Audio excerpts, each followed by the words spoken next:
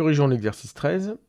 Nous avons P et Q, deux applications linéaires de E dans E, deux endomorphismes. Et nous voulons montrer que Q rond P égale Q et P rond Q égale P, si et seulement si P et Q sont deux projecteurs de même noyau.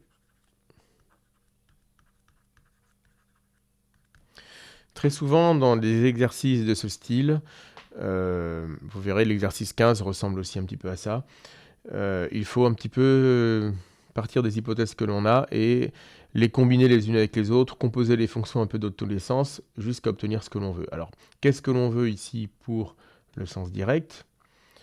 Nous voulons montrer que P est un projecteur, c'est-à-dire montrer que P rond P égale P, donc P carré égale P.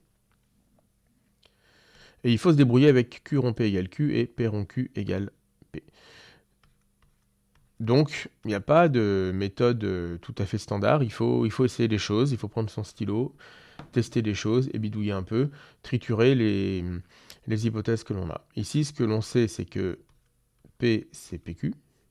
Donc, quand nous le mettons au carré, attention, les fonctions ne commutent pas, c'est P rond Q rond P rond Q. Mais, en faisant cela, nous voyons apparaître au milieu Q rond P, qui est égal à Q. Donc tout cela, c'est égal à P rond Q rond Q. Mais là aussi, devant, nous avons P rond Q qui est égal à P. Donc tout cela est égal à PQ, et PQ est égal à P. Donc P carré égale P, P est un projecteur. On voit dans l'énoncé que P et Q jouent des rôles tout à fait symétriques, donc je ne le redétaille pas, mais on peut refaire la même chose pour Q, et Q va aussi être un projecteur. Il faut montrer maintenant l'égalité des noyaux. Donc, petit rappel, même si je ne sais pas si on l'a beaucoup détaillé pour l'instant, mais important à connaître par cœur.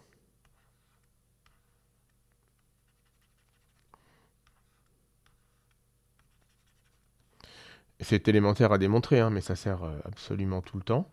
Le noyau, quand vous composez deux applications linéaires, hein, le noyau de P rond Q, c'est pas égal, pardon, est inclus, non plus, contient, autant pour moi, le noyau de Q. Ça se montre très simplement. Si vous prenez x dans ker de q, ça veut dire que q de x est nul. Donc quand vous recomposez par p, p de q de x, c'est p de 0, c'est toujours 0. Donc x dans le noyau de p rond q. Ça sert tout le temps. Comme ici pq est égal à p, nous avons ker de q inclus dans ker de p. Là encore, par symétrie, en échangeant les rôles de q et de p, nous avons l'inclusion inverse, réciproque, donc nous avons bien ker de P égale ker de Q, ce qui démontre le sens direct. D'accord ? Pour le sens indirect,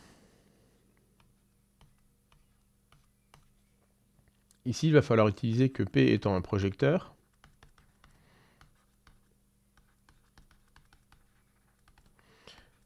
le noyau de P est supplémentaire de l'image de P.